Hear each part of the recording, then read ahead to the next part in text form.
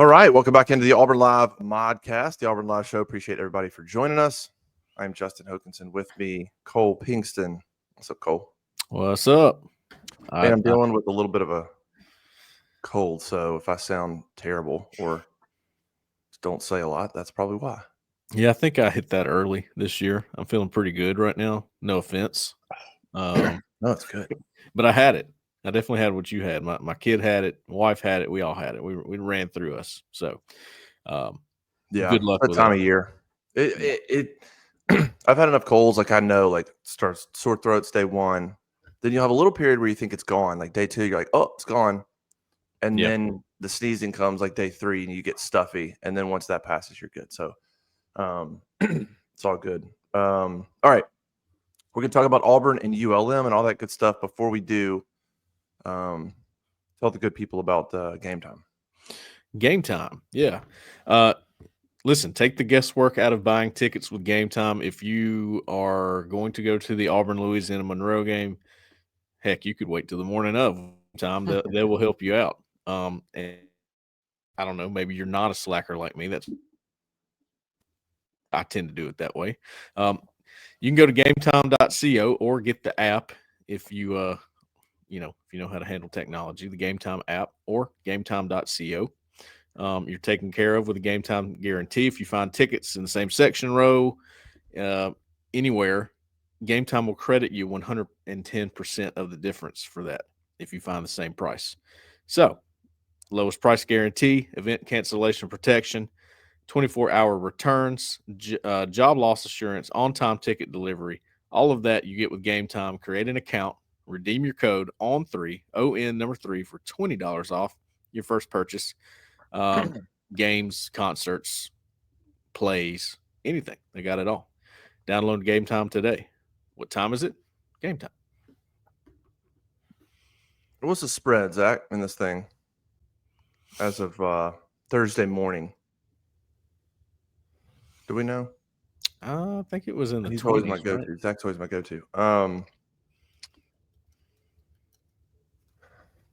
think it's in the 20s. 24. Auburn 24. Auburn's a 24-point favorite. Auburn ULM. Auburn comes in here obviously 3-6, 1-5. ULM 5-4, 3-3. I don't have ULM's schedule in front of me. You know, they started off hot. I mean, probably a month ago, over under 46.5. Probably a month ago, they were being bantered around about like, could they be an outside shot, a sleeper team to somehow make the playoff because they were unbeaten and they were playing well. They've kind of come back down to earth. What South Florida got them, South Alabama got them pretty good. South Alabama's good.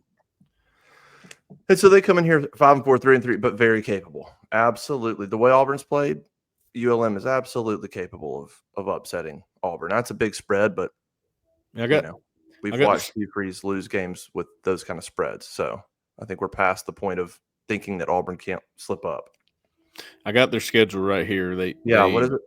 They beat Jackson State first game 30-14. They beat UAB 32-6. That was a pretty big win. That probably caught some people's attention. Of course, UAB is terrible now.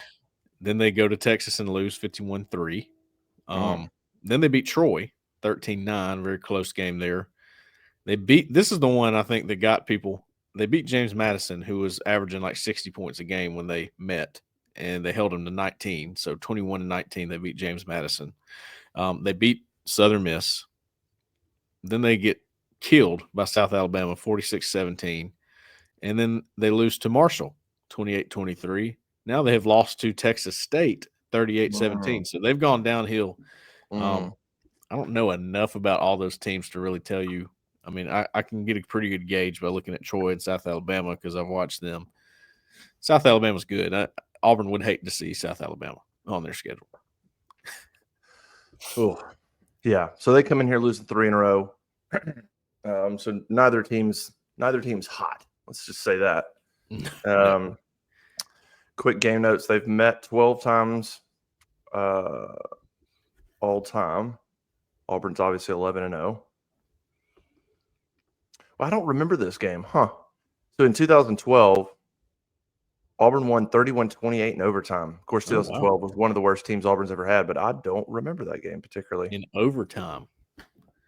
Gosh, Listen, is it that not? team Is it was not the same situation? I hate to be that way because that is the worst team in my memory. But 3 yeah, I wins. don't think it's the same just because Well, 2012, by I'd have to see when that game happened, that ULM game. That team was that team had talent because you saw what they did in 2013. yeah. They had less talent at quarterback. I know people want to try to hate on Peyton Thorne, but I'm not going to get into all that. But Oh, Peyton Kyle Thorne is far Frazier. better than Clint Mosley or Barrett Trotter or whatever. Peyton Thorne is a much better quarterback than what they had going on there. Don't forget about Kyle Frazier. You can't Oh my forget about. gosh, dude. That's the Let's worst. see. That might be the worst quarterback I've ever seen. I'm sure he's a great guy, but my goodness. That was pretty wild because he was a parade All-American and came in here with all the dual threat capabilities to run a Gus offense, and you're like, this dude's going to be unbelievable. And it was wild how. Hmm. I'm trying to look at that schedule in 2012, but the reason that 2012 for sure is different because the end of that year, I don't like to toss around quit, but that team, Yeah. Zach says it was in September. That team in 2012. Yeah. I agree with I you. mean, the scores at the end of that season were. Yeah, he said ULM. Yeah, it was third game of the year. That was probably a warning sign, by the way. They lost to Clemson in a close game, lost to Mississippi State, barely beat Monroe, and you're like, uh-oh. Mm, mm, mm. But that team at the end of that year beat New Mexico State, but at that point they were 1, 2, 3, 4, 5, 6. At that point they were 2-7 when they beat New Mexico State. But that team was so bad. The last 3 games of their season, they lost to. Well, even go back one before that. That team lost to Texas A&M in Jordan-Hare, 63-21. Yeah, I That remember defense that gave one. up 63 points in Jordan-Hare. Then Georgia came in there, beat them 38-0. Then they go to Alabama, get beat 49-0. I mean, so that defense was done for. That That's bad. I remember. It was bad. It was oh very my bad. gosh. And obviously this season is, I mean, this is not even, it's not even comparable. Well, I say that. The one thing that is comparable is the record, unfortunately.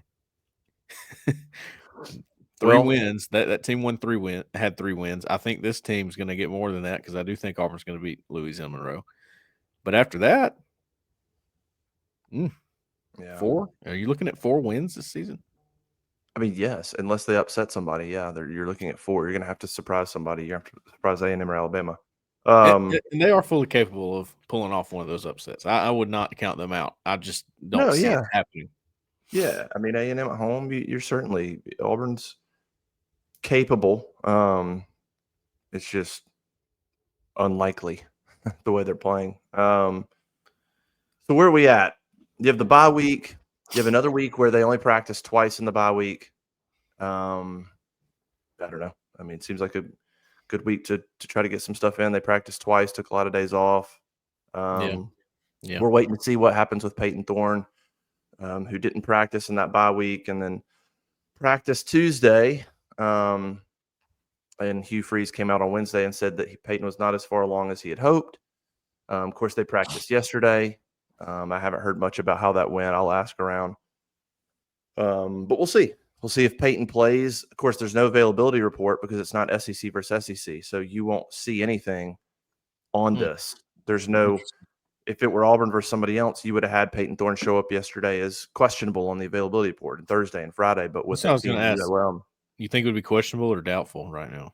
he'd probably be questionable because he practiced. He just, I was told that he was pretty sore after practice. And of course, Hugh said he wasn't as far along as he had hoped. So I think he'd probably be in that questionable category.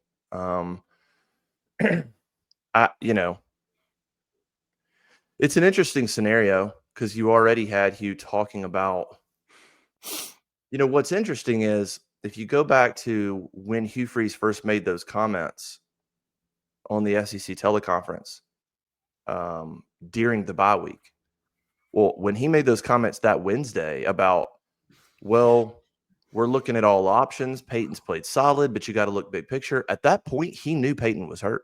Peyton was not practicing because they practiced, I think, Wednesday and Thursday that week, but they still had to. Well, I mean, I guess it's possible. No, he had to have known, right? He had to have known that Peyton was hurt when he made those comments. So I don't know if that weighed in, is what I'm saying. I don't know if he was he already thinking about maybe I should just toss it to Hank and just let it be, and whatever happens, happens? Or did he know Peyton was hurt during that bye week? He had to have known. It's interesting. I look at it as I've talked to a few people inside the program this week and just gotten their feel of things. And man, there's a lot of confidence that the bowl eligibility is still on the table. Obviously, it's going to be difficult with what you have, but I sense a lot of confidence that the team believes that they can do it, right? Like you said, the 2012 team, they quit. I'll throw it around. They quit. I watched that season very intently. I'm just going to tell you they quit. I agree with that assessment. And This the culture team, inside that program was horrible. With Yeah. Chiswick last year, the culture internally was terrible. and that's the difference. We're around it enough. We talked to enough people. Obviously, I covered all these guys in recruiting beforehand, know them, and they're not as down as you would think. Like the fans are like, well, it's over. They're not seeing it that way.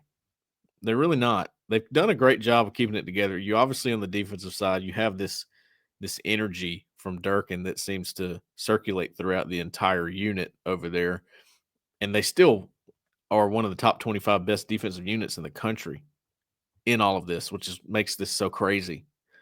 And it's just like they think they can win out. They think they can do it, and cool. I'm happy for them. I want to see them play hard and give themselves a chance to win. And I wonder, do you think if Freeze were to put Hank Brown in, and this is just a question, I don't know. I'm asking the question. I don't have an answer to it. Yeah. That it would almost send a message to the team like, well, that's it. We're done. We don't have anything to play for. And it's nothing against Hank, obviously. But he puts in more game plan with Peyton. He trusts Peyton more with all the packages and the things he puts in every week. Do you think if he put Hank in, he's like, well, I can't do that anymore, so we'll just run our base stuff and we'll see what happens? Yeah, I don't Is that know. fair? I don't know. I mean, it depends on the defense won't be affected. Pretty much, you're talking about what is the offense going to think.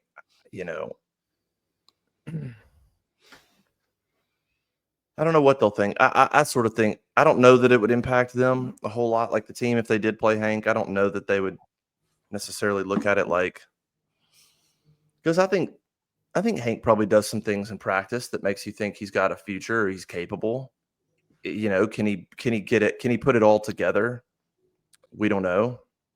So I don't know that the team would kind of be like if they benched Peyton. I think the bigger issue would be if Peyton's healthy and you just bench him and you said he's playing solid. That to me would be the only deal where, despite what I've seen some people try to paint that narrative that Peyton's a team captain. He was voted team captain by his teammates. So don't come at me with like you think players don't like Peyton or body language or whatever. He literally was voted team captain by his teammates. He's incredibly tough.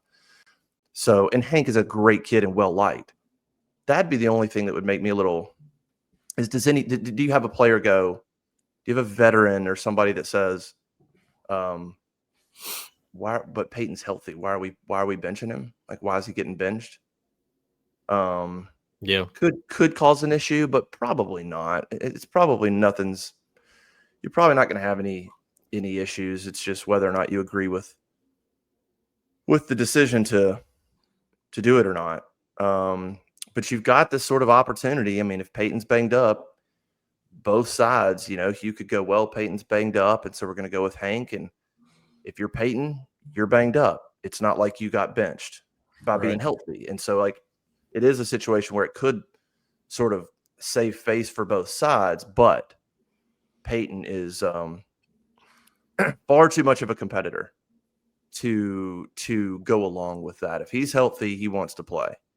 And he obviously won't be happy if he's 80% and they go, hey, you're pretty healthy, but you're not quite there. So I'm going, he's not going to be happy with that. He'll be a good teammate, but he's, internally he won't be thrilled with it. So, what did you think of? So while you were covering basketball and I was doing football the other day, Um, that packet they give us, I read through it, right? I hadn't ever really read through every page of that packet.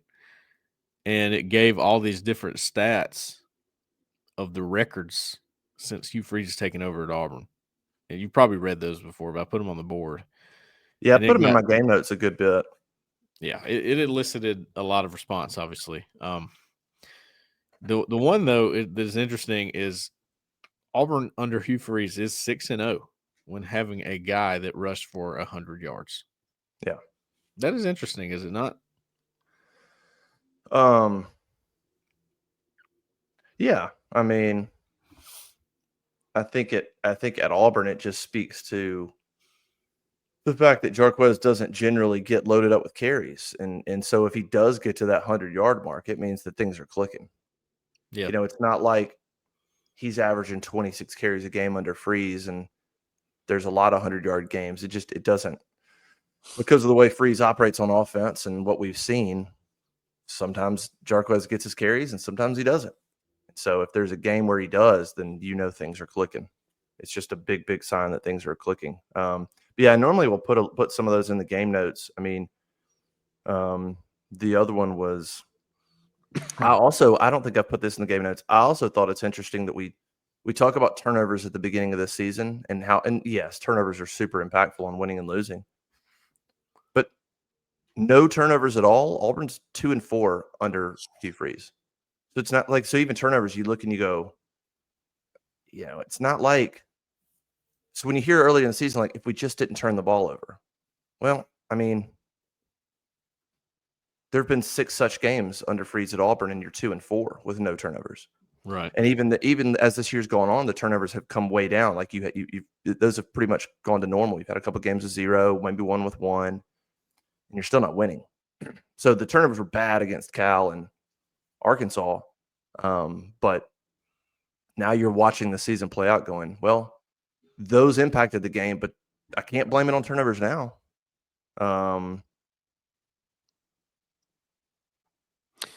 Yeah, I mean, Yeah. that's the worst thing about this team is what just bothers you so much is that every little narrative that's out there. Well, when they fix the turnovers, this team will get better. Well, they did that, and they're not getting better. There's other ones that have been just broken as we go on. Another stat that really is crazy to me: when Auburn allows 20 points, they lose under Hugh Freeze. 0-12. Oh yeah. Yeah. 20. Just Yeah, 20. they're 1-9 if they allow what is it? If they allow 20 or more? No, if 20 they or more. if they score less than 20 under Freeze, they're 1-9. If they get past the 20-point mark, they're 8-4. And then of course 30 and Yes. 40. But if they go 20 plus, they're 8-4. If they don't get to 20, they're 1-9. What's funny about that 20-point mark, for anybody that remembers Auburn, I mean that's followed Auburn all of the 2000s, there was a very similar stat for years under Tuberville. The exact same stat, 20 points. I'd have to go back and find it, but they're like 2000, 2001, 2, 3, 4, 5, 6. Pretty much a lot of that Tuberville tenure, it was the same stat. It was like if Auburn got to 20, or if Auburn held an opponent under 20, they would win. And if they didn't get to, very similar, it's a very similar stat. One of the things I wrote about earlier in the week was I'd been holding it or been obviously working on some of the stats and stuff, but I wrote about the field position. And to me, I hope everybody read that, because that is the most glaring thing you can point to. It makes so much sense when you look at against Power 4 games. So basically all the SEC games plus Cal did the same thing for everybody else in the league. Auburn's starting field position on average is dead last.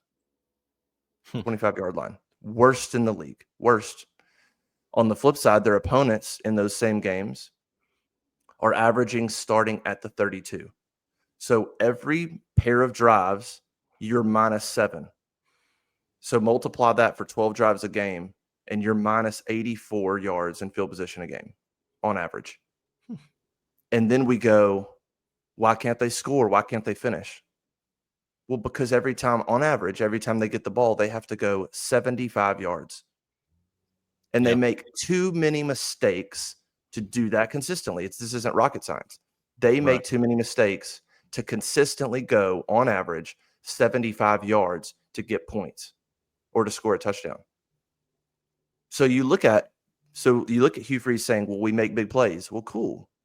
That can happen in the middle of the field or in the midst of a drive. You make big plays. That doesn't score you points. So you can say, well, I think they're top 5 in the league in 10+ yard plays or something. Total offense, they're 6th or 7th in the league. Yards per play, they're 6th or 7th. Like, they're middle of the pack in offense, a tick above middle of the pack in a couple categories. But then you go to scoring, 14th in SEC games. They're 14th. So you go, how's a team that's like, say, 6th or 7th in offense be 14th in scoring? And I go back to what I wrote about, which is field position. It's terrible. And the part that the defense plays in that, which I wrote, which is the one negative of the defense, they are not forcing turnovers. They're 108th in the country in forcing turnovers. And then, of course, you toss in penalties on kickoff return, a 5-yard punt return average, which is one of the worst in the league. That's why you're not scoring. That's why you're not finishing drives. We can point to all the individual stuff matters, because that makes the collective. A mistake by a quarterback or an offensive lineman or a wrong route, that all builds to not winning a football game. And so that's the granular part. But the bigger part is bad field position, special teams not helping them, missing field goals, obviously, on top of that, but bad field position, special teams not helping them fix the field position. And then defense is doing a good job, but they're not giving them any short fields. They're not getting any turnovers. They're not giving them, oh my God, we only got 30 yards. This is huge. They're giving them none of that on top of it. So the defense is playing well, but the defense is pretty much just forcing punts and Auburn starting back. And so you're looking at it going, yeah, Auburn isn't consistent enough to go 75 yards on average every time and score points and win games. It's not going to happen. So something's got to change. Either the defense has got to start wreaking havoc, which is important this day and age, got to get in the backfield, got to force turnovers, or you got to be a heck of a lot more consistent in your execution on offense. And here we are in November. I don't know why that's just going to all of a sudden start happening. I think I know what Jeffrey would say here. He would say it's just a bad football team. Yeah. That's a great point, though. I mean, it is. It's, the good football teams are good in every phase. Obviously, special teams plays into them not being able to get that field position. Like you said, turnovers on defense, they're not causing those. It's like the perfect storm for Auburn just not to win football games, right? And man, I don't know. You make a good point. I hadn't thought about all that enough. I need that. That's a good point. Yeah, you definitely don't want to be. I mean, yards are yards, and if you're behind by 84 yards total than the rest of the teams, then that's 84 more yards you would have to your stat total to just be on average. Yeah, and they've even outgained teams this year, but it just points to, one, the defense is doing a good job. They just got to force turnovers. It's kind of want to knock them because the defense has played well, but part of playing defense is forcing turnovers. I mean, so that is a negative. They do need to be nice if they could figure out how to, and maybe they are not going to. Maybe Durkin's like, listen, I'm doing the best I can with what I've got, which is pretty good. I'm not saying they don't have some talent, but maybe it's just they've just sort of figured out they don't want to.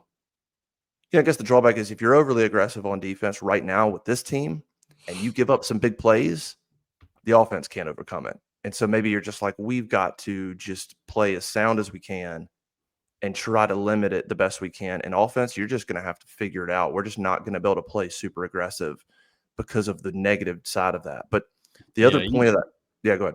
You can't, if you're Durkin, you can't. I mean, I personally believe that Durkin gets full autonomy of the defense. I don't think Freeze even steps in and says a whole lot to him. Yeah, I wouldn't if I were Freeze. They're handling things fine. You definitely cannot let the offense and their failures play into what you do on defense. You keep doing what you're doing if you're Durkin.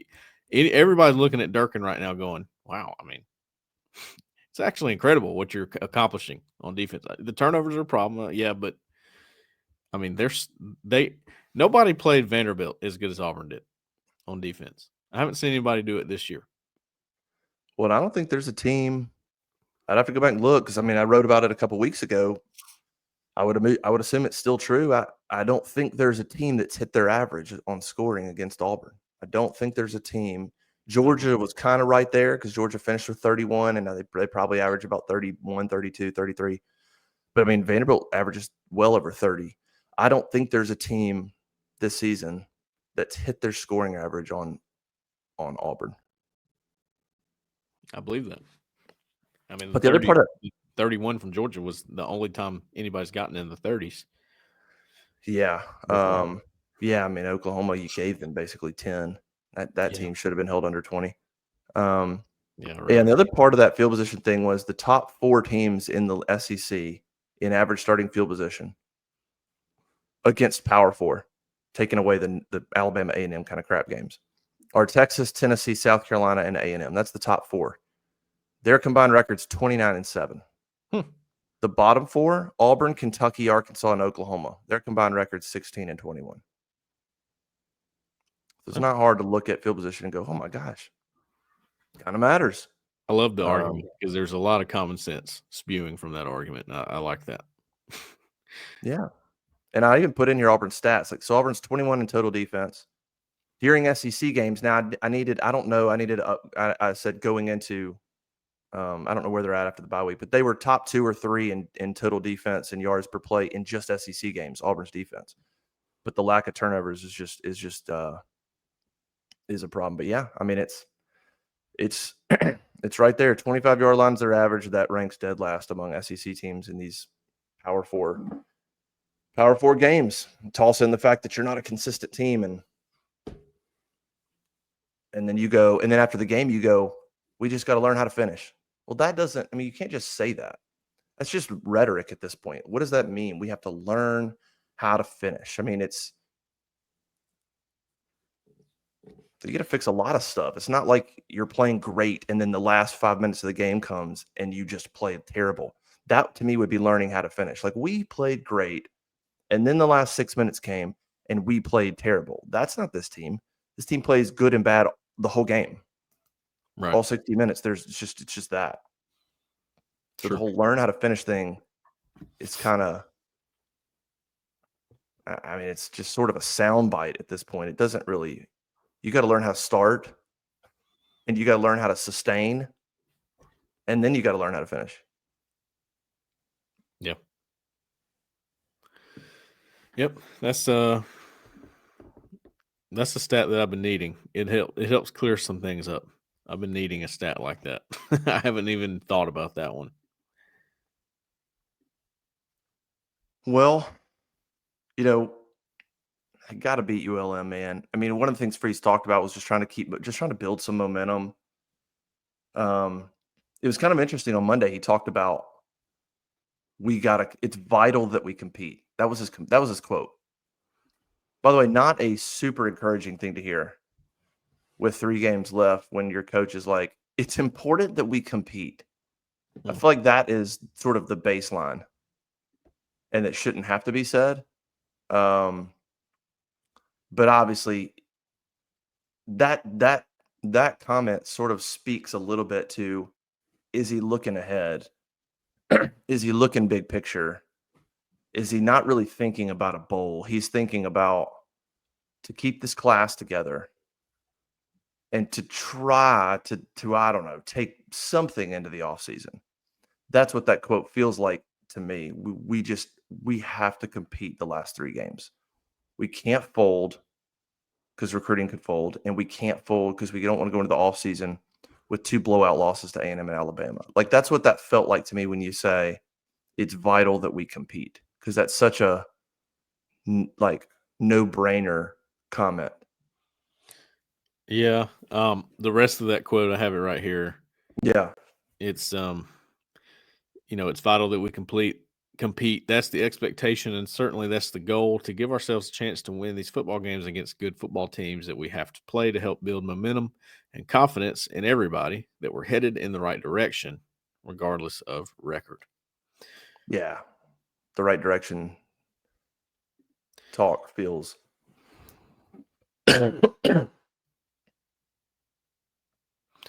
It's I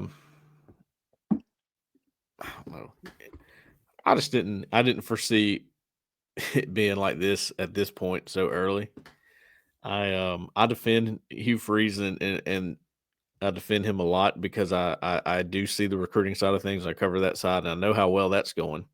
I mean, just before we started recording, Auburn just flipped the DB from USC with everything that's hanging in the balance right now. So that part of it is mind-boggling. It's like how do you have all this success recruiting, but you just can't? Somebody on the board, I gave him a how about you last night. Was like, man, football's so much better when we don't have to play games. Like, well, yeah, it is. Right now, I was like, man, there's so much hope and optimism outside of the actual football games. It's like, man, dang it. Would you just win? It's making me mad. I know. That basketball win over Houston was much needed last Saturday. Look, I'm all for talking some basketball. Man, I told somebody the other day, I told somebody that works at Auburn, I said, I mean, I've covered Auburn, a good number of years now, but I was like, I don't know why. I mean, I know some reasons why. I don't know exactly why, but I'm like, this season has felt like, I don't want to say the most toxic because I think social media amplifies some of that, but Auburn's had some seasons that have been really, really ugly that if social media was around, it would have been the same thing. But yeah. I feel like fans are more burnt out on this team than I've ever seen. I mean, even going back to 12 or 15, which was not a good team. And I just, they're just burnt out. I think there's a lot of reasons for that. I think they thought they were going to be, it was year 2, the year of hope, right? It's the year of getting the thing going. Yeah. And seeing the exact same product, maybe worse from a year ago, I think has just put fans in a tailspin of like, what the heck? And there's a lot of just not knowing quite how to take it all, but they're just, and it hasn't helped that Freeze likes to be transparent, but that gets him in trouble. So fans are burnt out on sort of hearing what they think are excuses. They're not always excuses, but sometimes they are. They're kind of burnt out on that. They're burnt out on the players going, we just got to learn how to finish. And, I mean, the fans still care. They're still going to watch the game. A lot of them, they want them to win, but I've never seen a fall where fans are just literally like, unless it's a Peyton Thorne story, unless I write a story about Peyton Thorne or something about Hugh Freeze, they just don't. They're like, they don't care. I feel like they just want the season to end at this point and like, let's just get to the portal or something. They're just burnt out, and I can't blame them. I was about to say, and fans can complain a lot, all that, but what really gets people's attention that make decisions is when they get burnt out. And they go, oh, man. Then they start going, is this right? Is this what we need to do? Is this, are we heading the right direction? They question everything at that point. Because the fans at Auburn, I mean, getting burnt out at Auburn, that's crazy. I mean, you see how packed the basketball. I mean, Auburn fans are wild, man. They're some of the most passionate fans in the world, and if you are able to burn out that fan base, it's almost an accomplishment, and not in a good way. Not in a good way. I was going to add that though to what Freeze was saying here. With I don't know if you read my gut feelings that I wrote the other day. One of them is I do believe Auburn's about to do well in the transfer portal.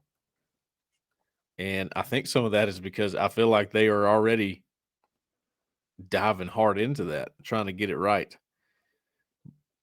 And there are so many hours in the day. And I know that's cliche and I say that a lot, but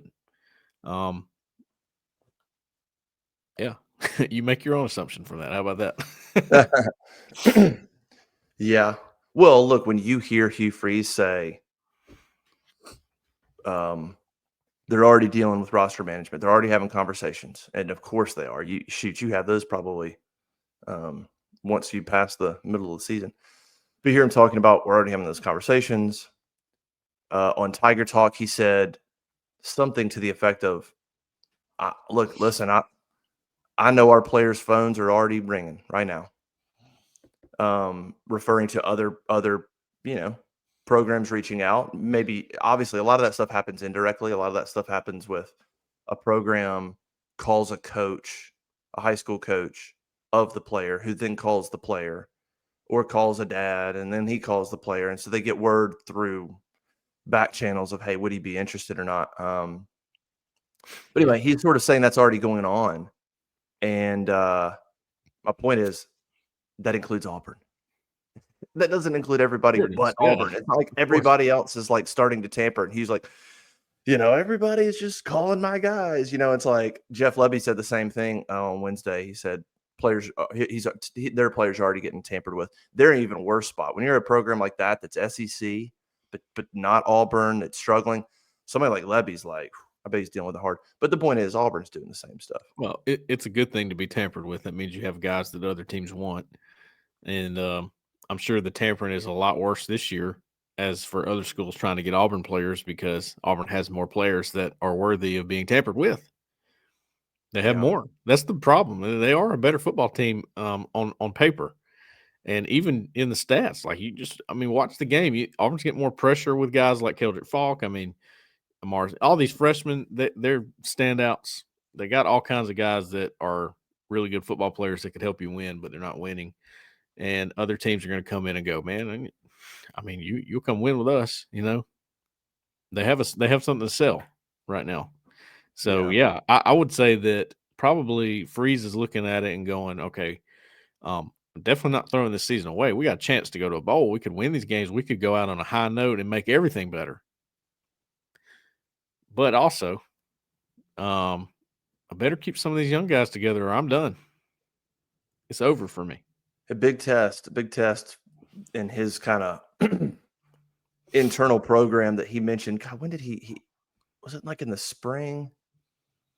He briefly talked about it, but then when asked, he's like, I don't really want to go into details, but he talked about a program internally being set up and developed to keep players. I'm not talking about, obviously part of that would be the collective. That's a big part of it, right? But he kind of talked about a little bit of an internal program that you're not going to hear a lot about trying to make sure that these guys are getting what they need internally and developed and things like that. And you toss in the collective and NIL needs. You're going to lose some. It's just part of it. I think we've done enough portal cycles now where you're going to lose players. Yes. Part of it. It's not every player that leaves. It's not the end of the world. Now, there could be some. If Keldrick Falk turned up and left, you'd be like, oh, yeah, that would be a disaster. Yeah, that would and I'm not saying he is. I'm just naming maybe Auburn's best player who could go anywhere and play. But you're going to have guys leave. It's just about keeping the good ones and making them think, obviously meeting NIL needs, but they've got to believe they're in a program that is going to develop them. They've got to believe that, one, you're going to win, but they've got to believe playing time's on the horizon. They got to believe that they can get developed and go to the NFL. If they believe that, they're most of the time they'll stay. They'll go, we're going to win. I've got a chance to make the NFL. Why would I go start over? But it's tough. I know people think he's making mistakes when he talks about that stuff or excuses. And we've talked about that. It's tough. Doesn't matter. That's your job. That's what you're paid to handle. So, it's Will Redmond, people like Will Redmond, Kenyatta Watson, they got their hands full. What was interesting is Hugh actually said on Wednesday, so much of that's delegated. So it's kind of interesting. On one hand, he talks about the challenges of it, but then he also said a lot of the conversations that are happening right now don't involve him. They involve Will Redmond. And then if it needs to involve Hugh, it'll involve Hugh. If it's a certain caliber player, if Hugh has to get involved right now and go, wait a minute, what are you thinking about doing? But right now it's Will Redmond and it's other people that are having all these conversations. And Hugh even said, I'm not a part of these conversations right now. And so maybe later on. That's what we were talking about. So what if he spent 10 hours tomorrow or today? Let's say today he spends 10 hours trying to talk players into staying or whatever. Right. Okay, well, who's doing offense? You know what I mean? Like we talked about this. Things are going to fall through the Won't be cracks. that much different than what's going on. I think being the offensive play caller for as a head coach is something that's going to die out soon. That's my theory. That's my guess, right? Because everything that you have to take control of as a head coach now, it's more than it used to be. It's way more. And I just don't know if it can sustain. I mean, I know Lane Kiffin does it. I know there's some guys that do it, but Lane Kiffin feels pretty good about his roster. And he's, they're all guys that are probably going to be gone next year anyway because they're like 1-year players that he got from the portal. I don't know. Maybe that's the strategy. Go get 1 of your guys. That way you're not worried about them being tampered with. Yeah. I mean, a couple of thoughts on that. One, you mentioned, well, what if he's working 10 hours? Who's doing the offense? Well, he's already like not as involved as he needs to be. So I think that's already a problem. Yeah. The other thing is, last year, his whole thing about not calling the offense was he goes, I need to help get this program off the ground. I need to be doing CEO type things, meeting with boosters, understanding NIL. And so he said all that. And then the offense was terrible. And then it killed him to not be involved in play calling and to not be involved and not be able to help. So he got back involved. Well, how bad would it look if then he goes, oh, just kidding. Turns out I need to go back to being more of a CEO. Like, that would look terrible when you're paying this guy to be the head coach and he can't make up his mind on what he needs to be doing or not doing. I would say the other thing is you could always hire enough people like Will Redmond and let him bolster his staff even more to the point where the only conversations I have, or if I absolutely have to, it's like a CEO of a company. You should run your marketing department. You should run your sales department, and the CEO should not have to be involved in day-to-day conversations that happen with. You have somebody that runs the sales team. You have somebody that runs the marketing team. Right. CEO shouldn't be involved. He's worried about where the company's going in 5 years. That's what needs to be happening with Hugh. If he's having to get involved in, like, Jay Crawford said he's thinking about leaving. That's what you guys have all the tools and resources, like, so make sure that team around you is where it needs to be, so that you don't have to be as involved with some of that, I would say. But you got to make up your mind. I mean, if it's tough, then be involved. If you got to if you got to be a play caller, be a play caller.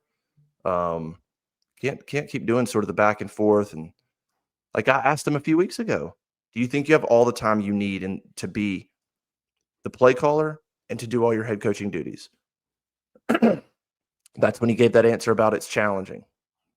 And he talked about, well, I'm about to go into a meeting now, but then I'm also going to be in and out, and I'm going to have to meet with players. Which He is openly talked about that, and you're like, that's not great at all. That's not a it's great recipe. challenging.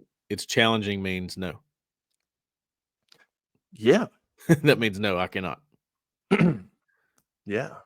It doesn't Yeah. mean yes. It doesn't mean I can handle it. It means no, I'm having trouble getting it all together right now. You have to remember this too with the recruiting and the guys that he's recruited. He's been a key part of a lot of these recruitments that got these guys here. I was gonna mention it. Yeah. He His was ability to recruit makes him even more have to be more, or he thinks he needs to be even more involved because he's so involved as a recruiter. he is, and he's involved with the guys he brought in, and he's involved in telling them, selling to them why they should have come to Auburn in the first place, and he's got his hand in all that, which is fine. There's nothing wrong with that, but you're also the play caller. So, not that his offense has been that terrible. I mean, they have been moving the football. Somebody asked me the other day, is Freeze's offense just bad? I don't think it's just bad. I think it's okay. I think they've hit rhythms at times. I think they've done good things, but there's obviously something off about it as a whole, right? Yeah, I've sort of, I don't know what my conclusion is, Cole. I feel like I've sort of come to the conclusion of there are some good schemes. There are some good ideas. Yeah. But the lack of rhythm is a problem. the lack of sort of identity at times is a problem. And then you go into some of the execution issues, which I, again, for the millionth time, go back to practice. And I just wonder what is happening in practice, because there's so many things that happen on Saturdays that to me point to preparation. They don't point to a bad scheme always. Sometimes there's something you're like, why did that? It would have, but there's some good stuff schematically. The consistency and stuff for me goes back to practice and preparation. And I just feel like it's not happening during the week. I don't know what's happening at every practice, but there's just things that are happening to me that are the kind of preparation that needs to happen, the kind of attention to detail that needs to happen in the week is just, it's hard for me to believe that that's happening at the level it needs to go out on Saturdays and have the same story every day, critical downs and wrong route and this and that. So that's kind of where I am. Like, good scheme for the most part, lack of identity, kind of sporadic play calling, the way Gus would be, and then some attention to detail stuff in the week that bleeds over, and it creates what you have on Saturday, which is some good plays and some bad plays and some like play calling that you're like, why the heck did you just call that? I mean, I think the only deep shot they took against Vanderbilt was literally the play after Peyton Thorne got his right shoulder drove into the ground. Right. Which is. And then they call a deep shot. Like, I think it was the only deep shot of the game. The play was. after Peyton Thorne's right arm is hanging off his arm, his body. Yeah, it was not just that, but just the time. Like, you're going to wait until you're backed up in your own end zone for a desperation deep shot. Don't go desperation. Have it as a part of your offense like you used to. Yeah. You know, why are you worried about it? I don't understand that. I mean, I know you don't want to get behind the chains. I know you feel as though if you get behind the chains, but you've won 3 games. At this point, it doesn't matter anymore. It's over with mattering, right? You can move past that. Take your shots. The only way, and listen, if Auburn comes out and beats Louisiana-Monroe, which I think they probably will, I'm definitely not putting a guarantee on that, but I think they probably will, and then finds a way to get a win against A&M or Bama, just one. Just find a win in that. Ooh, don't you know, everybody just takes a sigh, just a, whew, thank God. Okay, we're okay. We might be okay if you can find a win there. But at this point, the only way you're going to do that is if you play like you've got nothing to lose, and they have not done that yet. This team acts like they got the most to lose of anybody in the country, and they don't. They have nothing to lose. Bowl eligibility, okay, whatever. Who cares? Just win. Just win one. You don't even know how much it would help if you just won one of those games. You found a way to do it. Maybe you don't make a bowl. Who cares? That would put you out on a high note, because we already know. I don't think anybody's going to be blowing this team out. They're not that bad. They're in every game. Yeah, I mean, most likely it'd be shocking, even as explosive as Alabama sometimes can be. You wouldn't think that you go there and give up, and lose 38-7, but right, it's not out of the realm of possibility. Sure. Well, what you think about, so Auburn's 24-point favorite? I mean, ULM's not playing well. I would love to say Auburn comes off a bye week, but look, we don't know what's going on at quarterback. If Peyton plays, it's hard to think he's 100%. Now, he's a very, very tough player. You can say what you want about Peyton Thorne. What you cannot take away from him is his toughness. The kid's tough as nails. But if he's, if he starts, does he have the arm to operate the whole offense? Does he run the ball? Does he feel good running the ball? If his shoulder's banged up, he doesn't slide. He's fit, he'll take hits. He's trying to get yards. Does that impact his ability to run? And then, of course, if it's Hank, we don't know. Last time we saw Hank, he threw 3 interceptions and a half. So I'd love to say, I think Auburn's got the talent and the ability, and a week off, we think they'll win. But without knowing what's going on at quarterback, it's hard for me to predict him to cover. I mean, I just don't know how many points I can say they're going to score right now. I mean, I haven't watched a bunch of ULM. So I think they get the 30s, which if you go back to our records there, in the 30s means Auburn's got a very, very high probability of winning. Yeah. When they score in the 30s, as in the Hugh Freeze era. I also think they'll have a 100-yard rusher in this game. Well, yeah. The probability of winning of that is 100% right now. So that would make sense. Lean on that. I do think that, though. I mean, I do. I think they'll have a 100-yard rusher because I believe they think they're better than Louisiana-Monroe. See, this is the mentality that I don't love from this regime so far. If you think you're better, then you do things that you are, that make sense more. Run the ball, get a 100-yard rusher. If you think you're inferior, it shows. That's what a Vanderbilt doesn't do. They don't think they're inferior to anybody. They do their game plan. It doesn't matter if they're playing the Dallas Cowboys. They're going to do what they do. This staff doesn't do that, and it bothers me. I don't like that.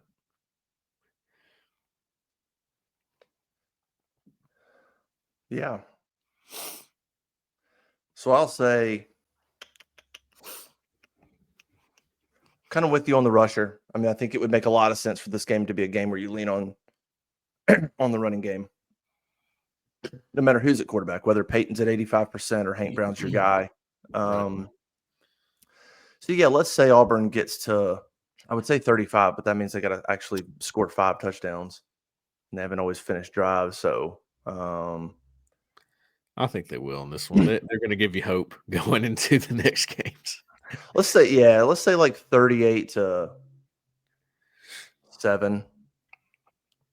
I think they cover. I guess I got 38-7, 38-10, maybe something like that.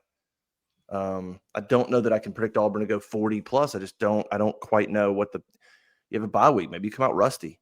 I mean, even if Peyton plays, he didn't even practice the bye week.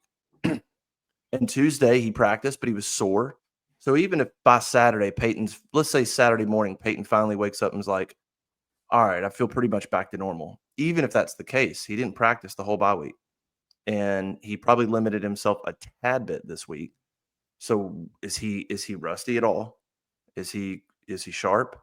That's a question even if he is there. So I just don't exactly know what to expect execution wise from Auburn's offense. I'm a little worried that at this point in the year, some of the juice is gone and their excitement to make those big plays and stuff that they've made, especially early in the year.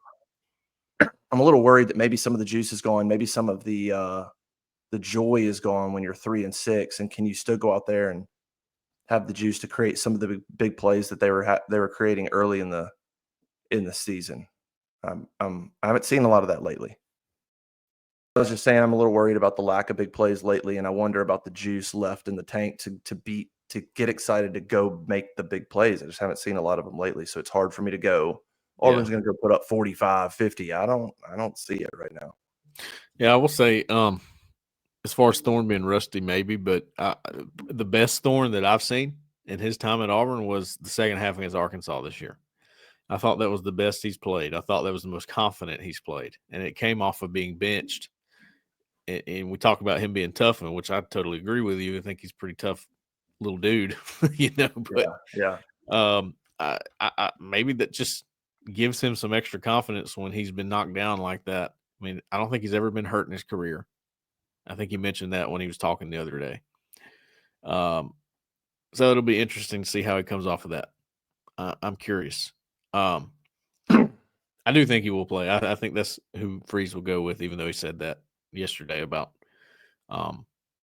whatever. He wasn't where he wanted him to be or something. I think he'll play. I think it's because Freeze likes to put in his offense for every week, and he thinks Peyton handles it well, which I would agree with. I think the rest of the team struggles with it when they start putting new things in. I think Peyton handles it fine.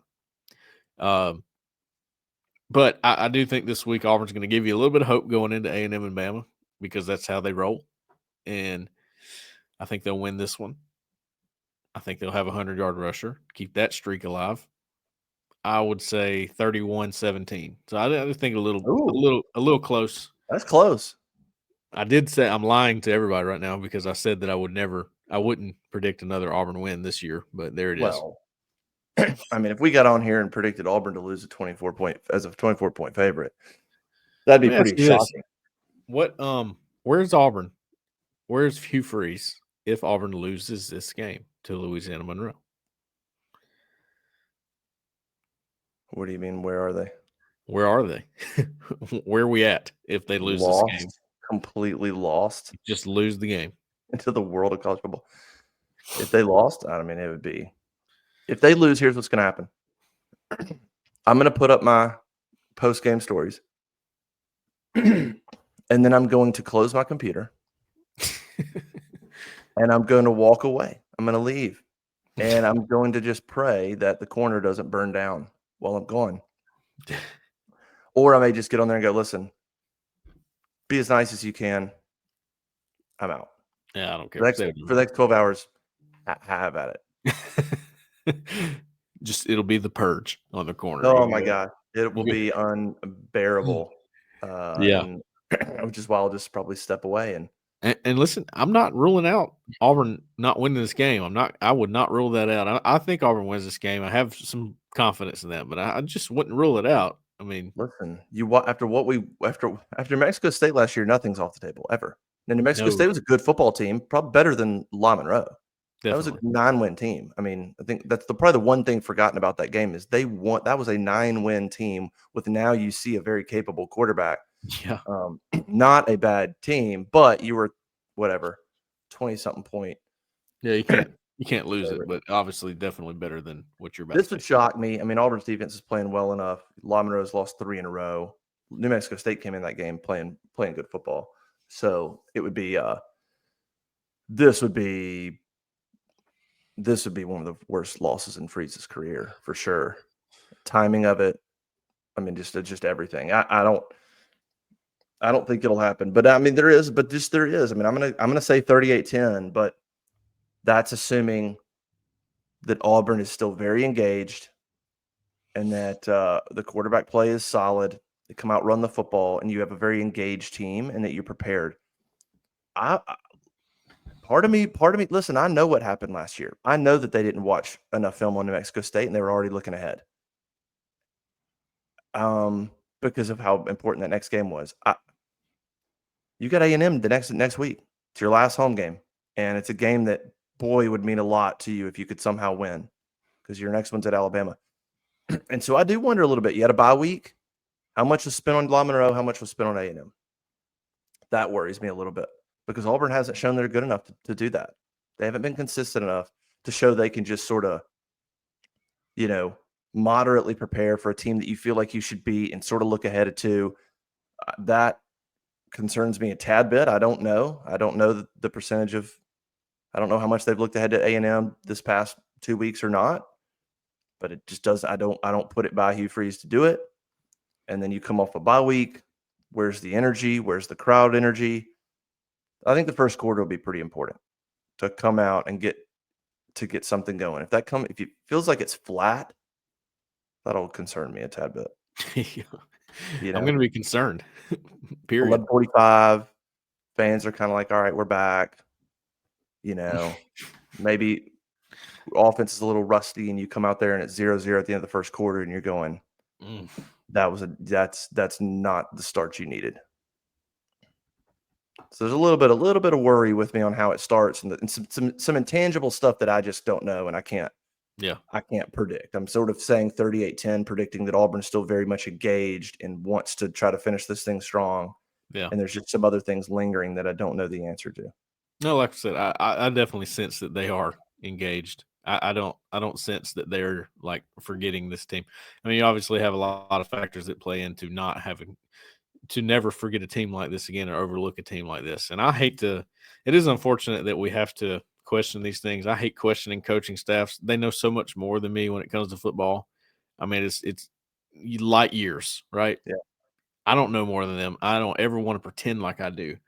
The unfortunate part of all this is that they're not winning and you have to question it. Like, why? What is it? Which we've sat here and done this whole show. Yeah. And it's fair at this point because of the record. It's just unfortunate. Well, we'll go try to have a good day. 11:45 should be good weather, good football weather. And so See if we can get a win, get some positive news, and then who knows? Take some positive momentum into A&M and just see what happens. When's the next basketball game? Monday night. They play North was- Alabama Monday night, and then that's their last game before they go to Maui the Thanksgiving week. So they'll play Monday night. They'll have the rest of the week off, and then no games. They'll travel to Maui.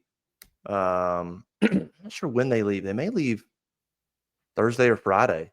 They'll get down there, acclimate to the time change a little bit, and then I think they'll be over there. And then that next week they start Thanksgiving week. They start the tournament. I think Iowa State. So like on a Monday or Tuesday. I can't remember. But the Maui tournament, that's been a fun one for me. I don't know. It's like it's Thanksgiving time. You're getting into the holidays. You turn on some Auburn basketball like during the day. I like that. I like that time of year. That's a nice little transition. yeah, it's fine. It's a part of the job. Here I am. I'm going to sound like Hugh Freeze. I gotta work. I gotta work on Thanksgiving Day, but that's part of the deal. True. But yeah, we'll be with family, and then I'll just pop it open, watch the game. Sorry, I don't have to. I just get to watch it. No, listen. I mean, covering a game while hanging out on Thanksgiving is not a bad deal. It just takes just a couple hours out of your day. But yeah, they'll play 3 games. The first one is Iowa State, and then we'll see after that kind of who the wins and losses. Kent State got a little closer than it needed to be. That was a kind of a weird one. They just stopped hitting shots. They're not bad though. I mean, aren't they usually tournament level? They came in about 130 in Ken Palm. That's not horrendous, but that's not. Vermont was a better team, and you beat them by 50. So well, it's all about matchups.